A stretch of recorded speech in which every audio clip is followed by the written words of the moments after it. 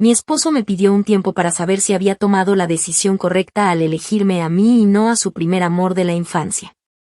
Cegada, acepté. Pero cuando supe que estaba pasando ese tiempo con ella, vendí la casa que construimos juntos, dejé sus cuentas en cero, y me fui del país sin mirar atrás. Mi esposo me pidió un tiempo. Así, sin más. Me lo dijo una noche cualquiera, mientras cenábamos en silencio frente al televisor. Como si fuera una conversación pendiente desde hacía años y él simplemente hubiese estado esperando el momento menos incómodo para soltarlo. Yo ni siquiera recuerdo que había servido esa noche, todo se me borró después de esa frase. Lo peor no fue lo que dijo. Fue como lo dijo. Como si no se tratara de nosotros. Como si nuestra historia fuera apenas un borrador mal escrito que necesitaba correcciones. Me miró con esa calma arrogante con la que uno le explica a un niño que no es su culpa que papá tenga que irse, pero que tiene que hacerlo para pensar. Dijo que necesitaba saber si había tomado la decisión correcta al elegirme a mí y no a su primer amor. Su maldito primer amor de infancia. Como si eso fuera algo lógico, válido, incluso admirable.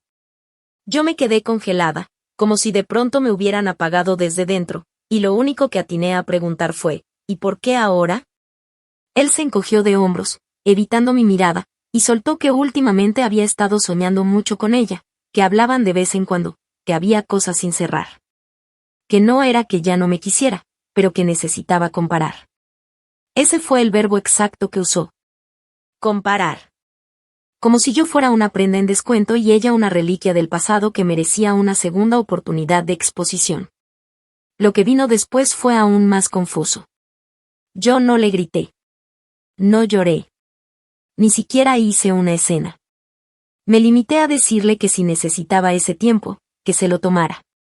Y así fue como la persona con la que había compartido más de 7 años de vida, con quien construimos una casa desde cero, con quien habíamos hablado de tener hijos, de envejecer juntos. De planes de retiro y tonterías cotidianas como que perro adoptar. Hizo su maleta con una calma insultante y se fue un viernes por la mañana diciendo que me escribiría. No dijo cuándo regresaría. No dijo si pensaba regresar. Solo se fue. Y yo me quedé allí, parada en el marco de la puerta, viendo cómo el carro se alejaba con una maleta que conocía mejor que a mucha gente. Mi pecho era un nudo seco que ni siquiera podía convertirse en llanto. Los días siguientes fueron una combinación extraña de silencio y ruido insoportable. El silencio era físico. Estaba en la cama vacía, en los platos sin usar, en el baño que de repente ya no tenía su cepillo de dientes. El ruido, en cambio, era mental. Mi cabeza no paraba de buscar explicaciones, frases posibles que lo hubieran llevado a esto, momentos que tal vez pasé por alto, señales. Me devoré a álbumes, fotos antiguas, mensajes guardados, buscando el instante exacto en que él empezó a pensar que tal vez ella era mejor opción que yo. Pero ese instante nunca llegó. No hay una foto donde se le note la duda, ni un mensaje frío o evasivo. Todo parecía normal. Y eso fue lo más doloroso, que él pudiera estar planeando esto desde antes y yo ni siquiera lo notara. Que mientras yo cocinaba pensando en su almuerzo del día siguiente, él ya estuviera preguntándose cómo sería tener otra vida con otra mujer. Lo peor de todo es que yo conocía a esa mujer. No personalmente, pero sabía quién era. Era ese nombre que aparecía de vez en cuando hablábamos de la secundaria, la misma con la que él intercambiaba likes y comentarios nostálgicos en Facebook. La que un día lo etiquetó en una foto vieja con un qué tiempos y yo lo dejé pasar porque no vi malicia, porque no quise parecer una loca celosa. Solo son recuerdos, amor, me dijo una vez. Y yo le creí. Porque cuando amas a alguien, no andas escaneando cada conversación buscando pistas de infidelidad. Y ahora, aquí estaba yo, en la sala de nuestra casa, con su taza de café intacta sobre la mesa y su última conversación abierta en mi celular, sin saber qué pensar, ni a quién llamar, ni cómo seguir adelante. Mis amigas me dijeron que estaba siendo demasiado comprensiva, que lo mandara al carajo, que le pidiera el divorcio. Pero yo no estaba lista para eso. No porque todavía lo amara, sino porque había una parte de mí que necesitaba entender. Que quería creer que él estaba confundido, que ese tiempo era real y no una excusa para revolcarse con la nostalgia. Me aferré a la idea de que tal vez estaba atravesando una crisis, que necesitaba espacio, y que volvería arrepentido, agradecido por no haberlo mandado a la mierda cuando más perdido se sintió. Me costaba aceptar que el amor que habíamos construido pudiera convertirse en una duda tan vulgar. Y sin embargo, cada noche que pasaba sin una llamada suya, sin una señal real, iba destruyendo esa esperanza poco a poco. Durante esas semanas empecé a notar detalles que antes no me molestaban, pero ahora me carcomían. Que él no me dijera dónde se hospedaría. Que no hablara de plazos. Que en sus mensajes, cuando lo sabía, no usara términos como extraño, pienso en ti, ni siquiera cómo estás. Solo mensajes funcionales. Fríos. Distantes. Como si hablara con una compañera de oficina. Y ahí fue cuando lo entendí, él ya había tomado una decisión. Él no se fue para pensar. Se fue para probar si ella lo hacía sentir algo más fuerte que lo que sentía conmigo. Y a mí solo me dejó en pausa. En stand-by griega. Como si mi vida pudiera congelarse mientras él decidía qué versión de su futuro le gustaba más. La rabia llegó despacio, pero llegó. Y no fue una rabia explosiva. Fue seca. Silenciosa. Una que se instaló en el estómago y se transformó en frialdad. Una que me hizo dejar de revisar el celular, dejar de buscar su nombre en redes, dejar de contestarle cada vez que enviaba un hola insípido como si nada hubiera pasado. Comencé a pensar diferente. A mirar alrededor y preguntarme qué estaba realmente a mi nombre. A recordar conversaciones con nuestro abogado cuando hicimos el papeleo de la casa. A abrir el portal del banco y confirmar lo que ya sabía, que él confiaba tanto en mí, que había dejado las cuentas compartidas bajo mi control total. Y fue en ese momento, cuando terminé de entender todo lo que yo tenía entre manos, que supe que no iba a esperarlo. No iba a quedarme llorando en la cama preguntándome si él iba a volver. No iba a rogarle ni a competir con nadie por el amor de un hombre que ya me había descartado. Iba a desaparecer. Pero no con las manos vacías.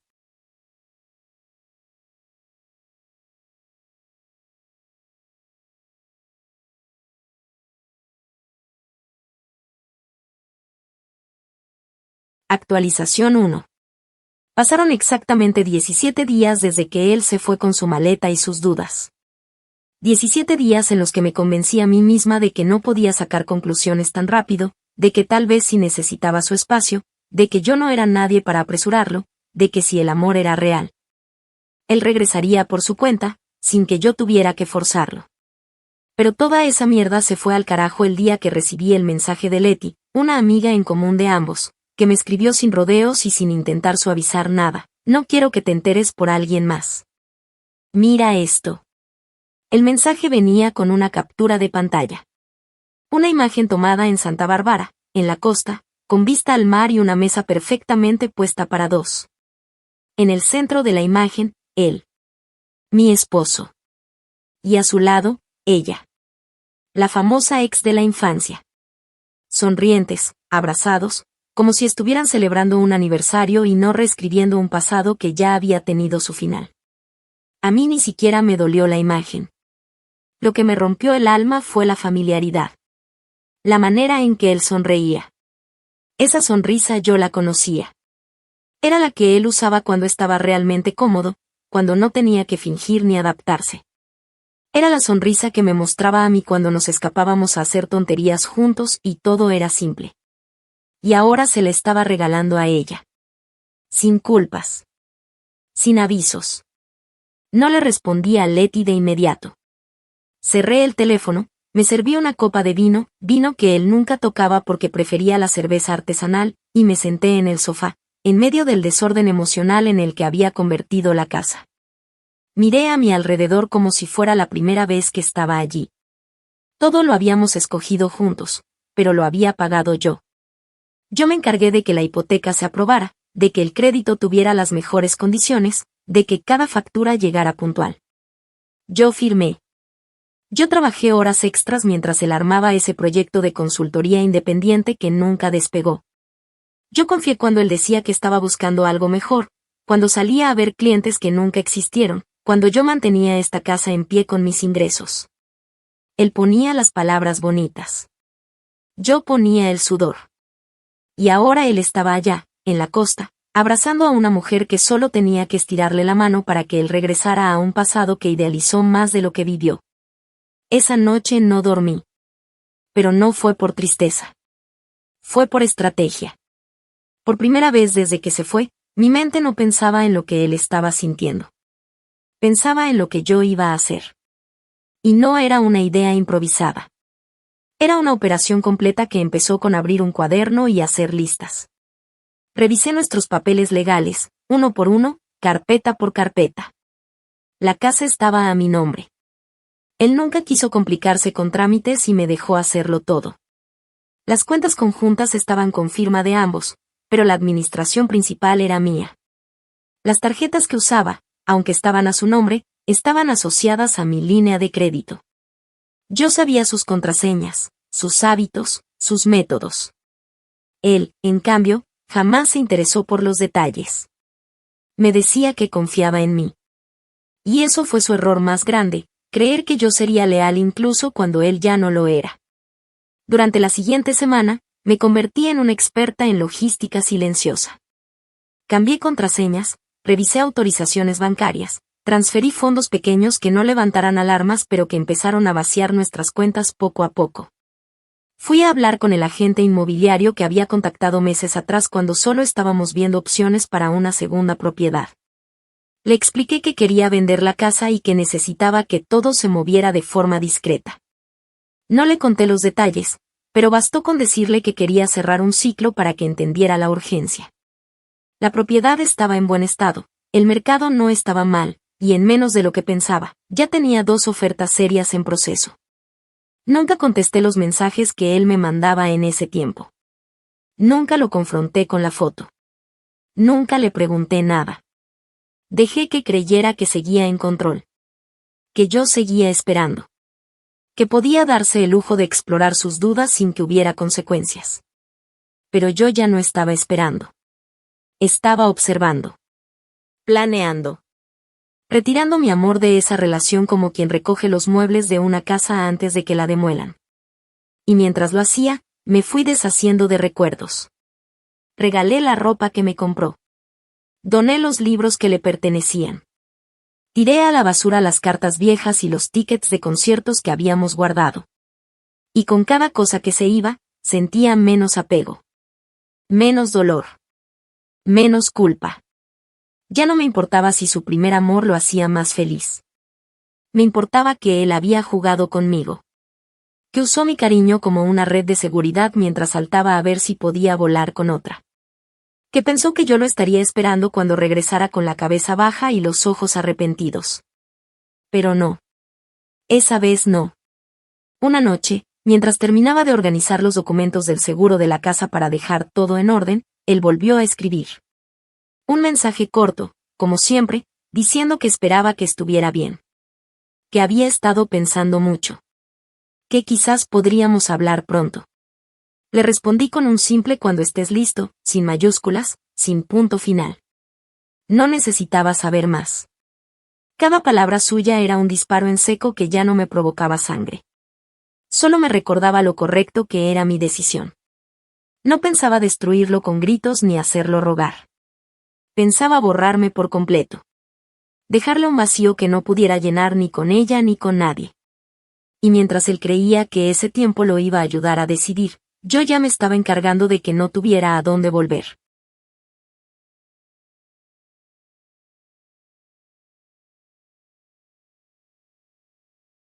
Actualización 2. Pasó poco más de un mes desde el día en que vi aquella foto que me confirmó todo lo que no quería aceptar. 33 días exactos en los que no volví a escuchar su voz ni quise hacerlo. En los que cualquier duda sobre lo que estaba haciendo se disolvió entre movimientos calculados y noches en vela leyendo cláusulas legales. Para entonces ya no estaba procesando nada, ya no necesitaba entender. Había tomado una decisión definitiva y no había forma de retroceder, porque algo dentro de mí, algo que antes había sido blando, vulnerable y emocional, se endureció para siempre. No quedaban restos de ingenuidad. Lo que quedaba era una mujer decidida a empacar todo lo que había sostenido a ese hombre durante años, y dejárselo caer encima, sin aviso, sin explicaciones. Lo primero fue cerrar las fugas.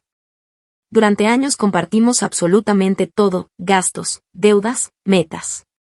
Yo trabajaba en una firma de contabilidad, lo cual me permitió no solo tener acceso a recursos para mantenernos, sino también conocimientos que él siempre ignoró porque le parecía demasiado técnico y poco interesante.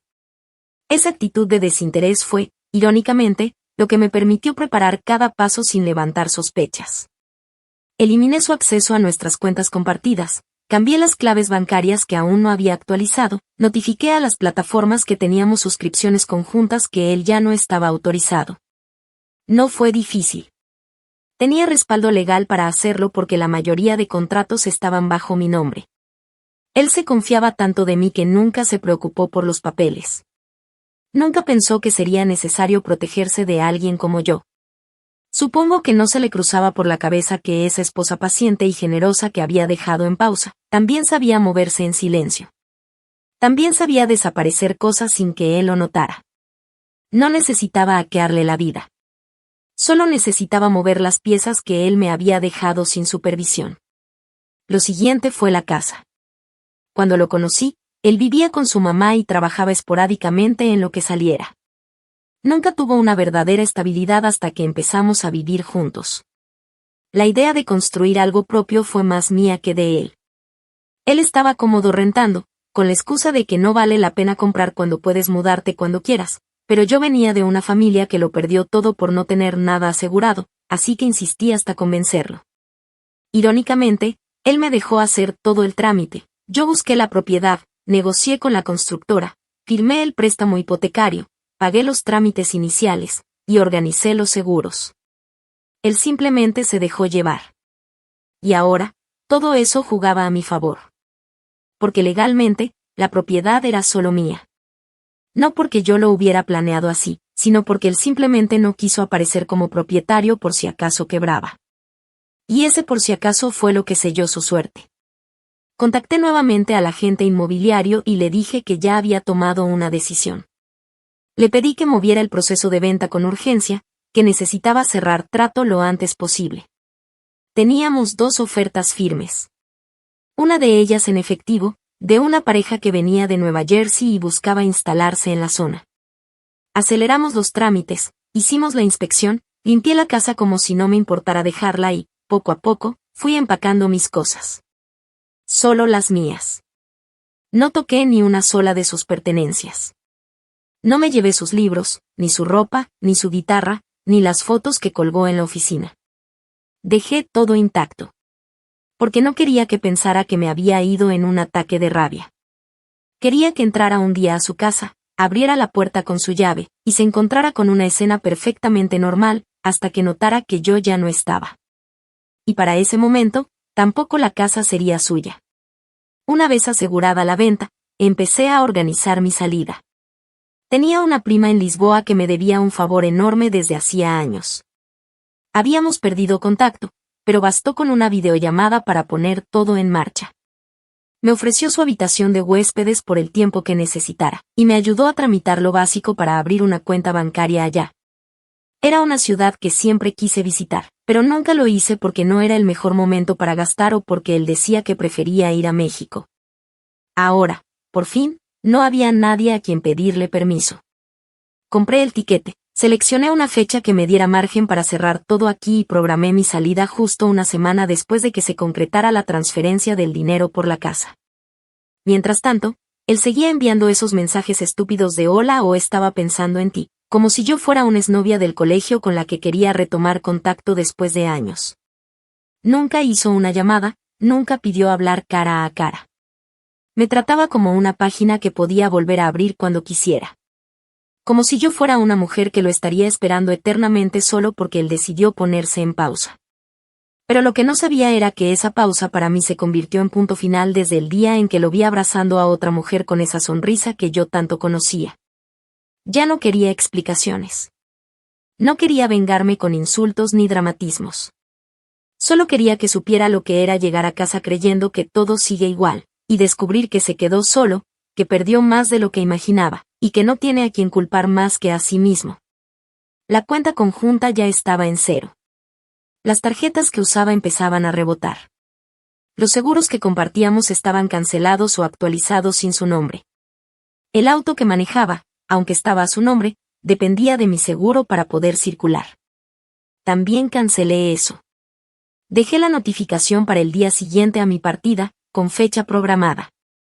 Él no lo sabría hasta que intentara encender el auto y se encontrara con la sorpresa. Yo no dejé rastros. Cambié mi número. Cerré mis redes sociales. Incluso hablé con mi jefe y solicité la baja de forma voluntaria, entregando un informe impecable y sin conflictos. Me fui con la cabeza en alto, sin deberle nada a nadie. Y mientras tanto, él seguía creyendo que estaba eligiendo. Que aún tenía tiempo para decidir si yo era la correcta o si quería seguir con la mujer que lo hizo dudar en primer lugar. Pero lo cierto era que el reloj ya no estaba en sus manos. Yo me había llevado el tiempo. Y con él, todo lo demás.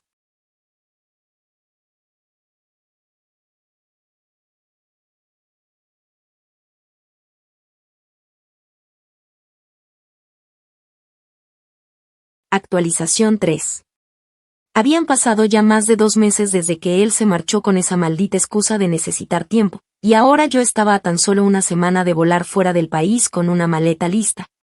Una nueva vida esperándome al otro lado del océano, y sin ningún rastro de la mujer que él dejó. Todo lo que me unía a ese hombre estaba empacado, vendido o desconectado. La casa ya no era nuestra, ni mía siquiera, sino propiedad de una pareja joven que había cerrado la compra 3 días atrás con la ilusión de empezar ahí su historia familiar. ¡Qué ironía! Lo que para mí se había convertido en el escenario de una decepción, para ellos era una promesa de futuro. El dinero de la venta fue transferido directamente a una cuenta temporal que había abierto solo para ese propósito, en la que él no tenía ningún tipo de acceso. No le dejé absolutamente nada. La cuenta compartida estaba vacía, las tarjetas bloqueadas, las suscripciones canceladas, las pólizas de seguro inactivas.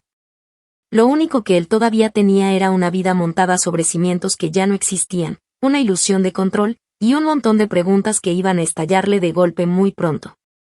Todo eso se terminó de sellar cuando, una noche, me llamó.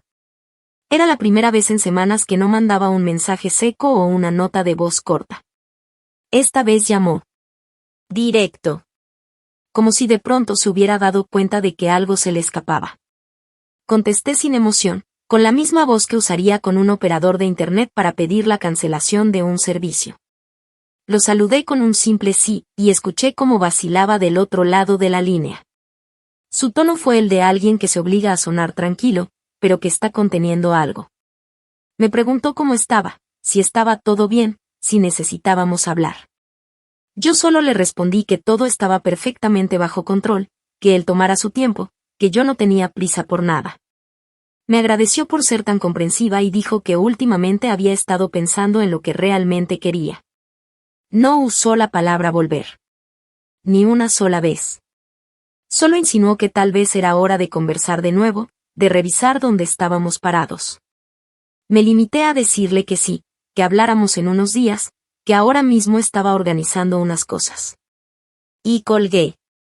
Lo que él no sabía era que organizar unas cosas significaba tener mis tiquetes listos, mis cuentas cerradas, mis papeles migratorios enviados. Mis pertenencias reducidas a 3 maletas de las cuales una era de mano y las otras 2 ya estaban en casa de una amiga que se ofreció a llevarlas al aeropuerto en su auto. Había vendido el sofá donde dormimos tantas veces abrazados después de ver películas mediocres. Había regalado la cafetera que él amaba pero que jamás lavó. Había dejado las paredes desnudas, sin fotos, sin cuadros, sin memorias. La casa parecía un espacio modelo, limpio y listo para ser mostrado, sin huellas de nosotros. Y a propósito dejé así las cosas. Frías. Impersonales. Silenciosas. Para que cuando él intentara regresar, no encontrara calor, ni caos, ni olor a hogar. Solo vacío. Solo ausencia. Lo más retorcido es que durante esa llamada, intentó usar esa voz suya, esa mezcla de nostalgia y ternura, que en otros tiempos habría bastado para derretirme. Me habló de la primera vez que fuimos juntos al lago, de cómo extrañaba mi risa cuando leía mis libros en voz alta para burlarme de los personajes, de cómo no podía dormir bien desde que se fue. Y por dentro yo pensaba, mentiroso de mierda, no podías dormir porque la cama ya no era mía. Porque todo ese tiempo en el que él supuestamente estaba pensando, lo pasó metido con ella, jugando a la vida paralela, comparando cuál de las dos se adaptaba mejor a sus caprichos, mientras yo me quedaba aquí, sosteniéndole la vida como si fuera una base de datos que él podía consultar cuando quisiera. Él creía que tenía margen. Creía que podía tantear a su ex sin perderme a mí. Que yo estaría en pausa, como una pestaña abierta en su navegador emocional. Pero no. Yo había cerrado esa ventana hace semanas. Él solo no lo sabía todavía.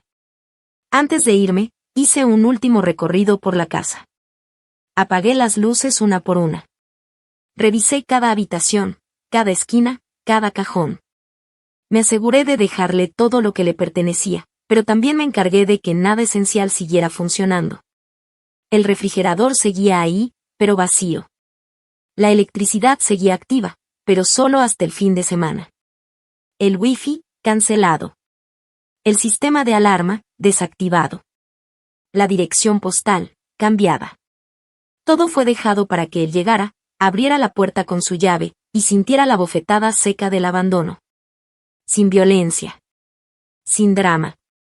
Solo la certeza de que ya no había nadie esperándolo. Que su regreso no tenía eco. Que su ausencia no dejó espacio para una reconciliación, sino para una fuga bien planeada. Esa última noche antes del vuelo, dormí por primera vez en semanas. No fue un sueño profundo ni particularmente reparador, pero fue una de esas noches donde una sabe que no hay vuelta atrás. Donde se siente el silencio no como una condena, sino como una liberación. Me desperté sin prisas, me vestí con ropa cómoda y me dirigí al aeropuerto con una calma que no sabía que podía tener. Apagué el teléfono mientras cruzaba el primer control. No lo volví a encender. No necesitaba escuchar nada más de él. No quería saber si llamaba, si escribía, si lloraba o si se enojaba. Ya no me importaba. Había vivido demasiado tiempo cuidando lo que él sentía. Ya era momento de cuidar lo que yo merecía. Y así, mientras él dormía creyendo que aún podía volver, yo ya me había ido. Con su paz, su estabilidad, su falsa sensación de control y sin mirar atrás.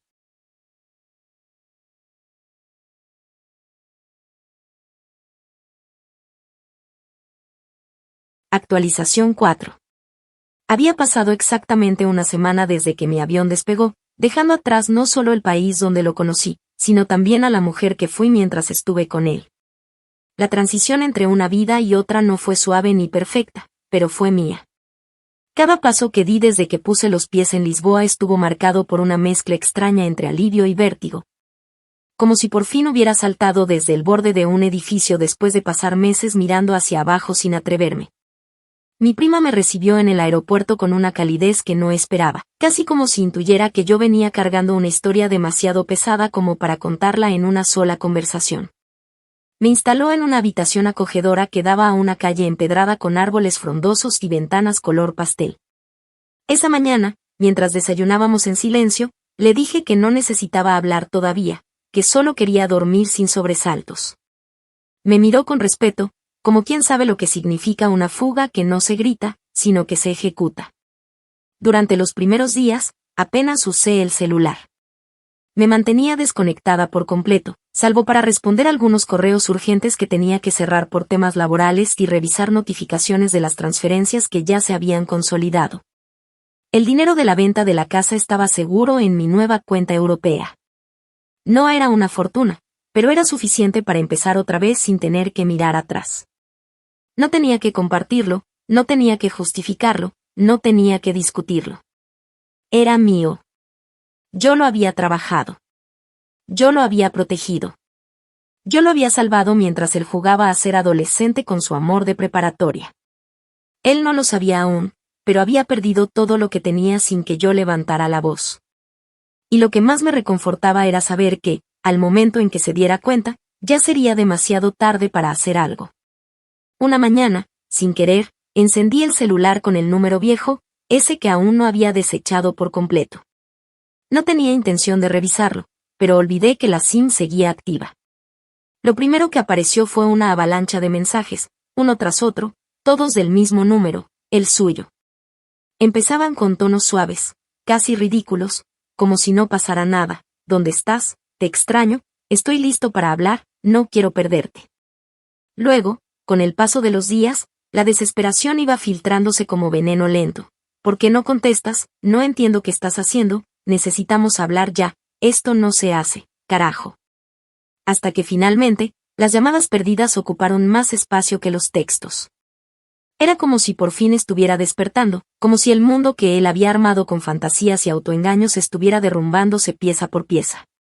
Y mientras tanto, yo tomaba café en una terraza frente al río, con el sol en la cara y una paz que no recordaba haber sentido en años. Más tarde ese mismo día, entró un último mensaje que me hizo reír en voz baja.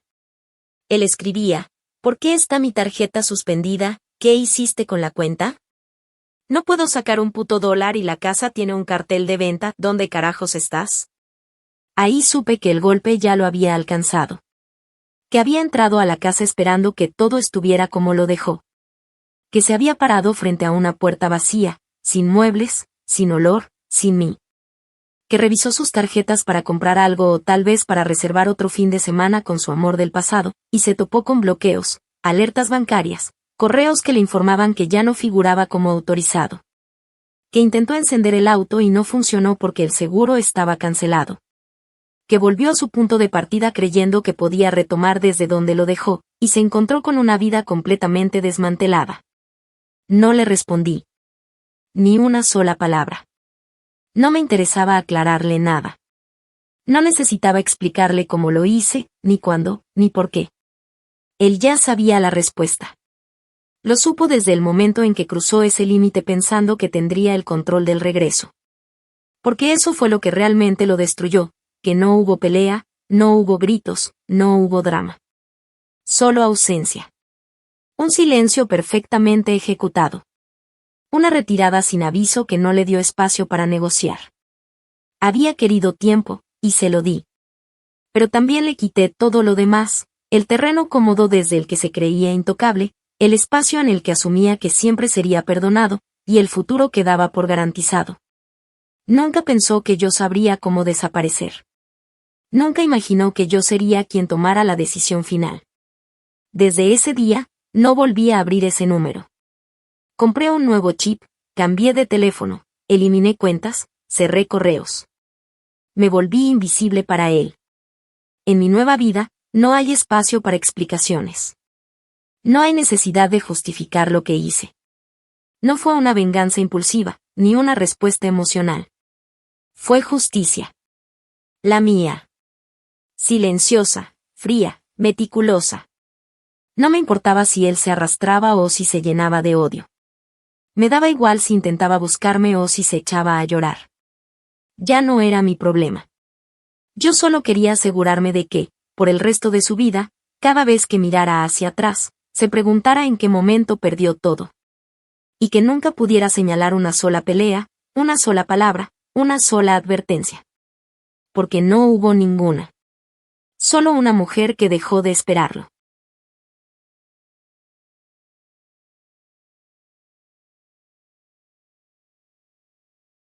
Actualización final. Ha pasado 1 año y 3 meses desde que crucé el Atlántico con todo lo que me quedaba en el cuerpo, que no era mucho más que una mezcla indescifrable de cansancio, rabia y una libertad recién nacida que apenas empezaba a tomar forma. No sé en qué momento exacto esa herida abierta se convirtió en costra, ni cuando dejé de recordarlo cada mañana al despertar, pero sí puedo decir que un día me levanté y ya no dolía. No me pregunté por él. No necesité saber si me extrañaba, si se arrepentía, si seguía con ella o si dormía solo. Simplemente ya no estaba en mis pensamientos.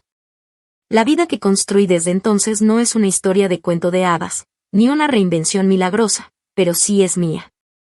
Cada parte de ella la armé desde cero. Con mis manos, con mis decisiones, con mi silencio. Hoy vivo en un apartamento pequeño pero hermoso en un barrio tranquilo al norte de Lisboa. Trabajo de forma remota para una firma internacional que, irónicamente, valora más mi trabajo que cualquier jefe anterior en mi propio país. Me levanto temprano, camino al café de la esquina, saludo al dueño que ya sabe cómo me gusta el espresso, y regreso con una sonrisa que no tengo que fingir. He conocido personas nuevas, algunas ya son amigas cercanas, otras solo pasaron. Ninguna de ellas sabe toda la historia. Saben que dejé un matrimonio complicado, que necesitaba empezar otra vez, que había algo que me empujó a cruzar el mundo. Pero no saben los detalles. No porque me dé vergüenza contarlos, sino porque ya no los necesito para definirme. La versión de mí que vivía pendiente de un hombre que dudaba de su amor, ya no existe. Me enteré de su destino por accidente, hace unas semanas. Fue Leti, la misma amiga que me mandó aquella primera foto que lo delató, quien me escribió por correo. El mensaje era corto, directo, casi como una actualización casual. Me dijo que había pasado frente a la casa vieja, nuestra casa, ahora hogar de otra pareja que la remodeló por completo, y vio a él, parado frente a la reja, como si no supiera por qué seguía yendo allí. Me dijo que la ex de la infancia lo había dejado al mes de que él intentó formalizar algo. Al parecer, una vez que él quiso convertir ese romance nostálgico en realidad, ella se dio cuenta de que no era lo que había idealizado. Que él no tenía rumbo, que su vida era un caos, que estaba lleno de quejas pero vacío de soluciones. Leti me dijo que él estaba sin trabajo estable, viviendo en casa de un amigo, y que había intentado demandarme por abandono con perjuicio económico, pero no pudo ni siquiera presentar una queja formal. Todo estaba documentado. Cada bien estaba legalmente a mi nombre. Las cuentas, las propiedades, las transferencias. Todo se hizo dentro de los márgenes legales. Él lo perdió todo, y no por un castigo, sino por simple desinterés. Porque durante años pensó que no necesitaba preocuparse por nada, que yo lo mantendría, que yo lo ordenaría, que yo lo esperaría. Se equivocó en todo. No siento lástima. Tampoco alegría por su caída. Lo que siento es distancia. Como si habláramos de la vida de otra persona. Como si me contaran la historia de un tipo cualquiera que tomó todas las decisiones equivocadas y terminó solo. Supongo que eso es lo que más le dolió. No el dinero. No la casa. Ni siquiera mi silencio. Lo que más debe haberlo destruido es saber que no hubo posibilidad de cerrar nada. Que no hubo escena final, ni llanto, ni gritos, ni oportunidad de convencerme. Que no se despidió de mí porque yo ya lo había hecho mucho antes. Que mientras él todavía jugaba a elegir entre dos mujeres, yo ya había dejado de competir por un lugar en su vida. A veces me pregunto qué habría pasado si yo hubiera reaccionado distinto. Si lo hubiera confrontado con rabia, si le hubiera pedido que volviera, si le hubiera dado el poder de explicarse. Pero cada vez que esa duda intenta colarse, miro a mi alrededor. A mi espacio. A mi paz. A mis decisiones. Y entonces lo recuerdo con la frialdad de quien revisa un archivo viejo que ya no tiene relevancia. Él fue una etapa. Un error de cálculo emocional. Una elección que me enseñó exactamente lo que no quiero repetir nunca más. Una tarde, caminando por la costa con un cuaderno en la mochila y el cabello revuelto por el viento, me senté frente al mar y escribí su nombre por última vez. Solo una vez. Lo garabateé en una hoja y luego la arranqué, la doblé en 4 y la dejé caer en la basura. No como símbolo dramático, sino como acto privado de cierre. Porque más allá de lo que él me quitó, lo que realmente importaba era lo que yo recuperé. Mi dignidad. Mi autonomía. Mi vida. Él ya no tiene nada de eso. Y yo no tengo ningún interés en devolvérselo. No todas las historias terminan con reconciliación ni con justicia poética. A veces, la mayor victoria está en irse sin ruido y dejar que el vacío hable por sí solo. Porque hay venganzas que no necesitan testigos, ni sangre, ni aplausos. Solo silencio. Solo ausencia. Y la certeza de que quien te perdió, nunca te mereció.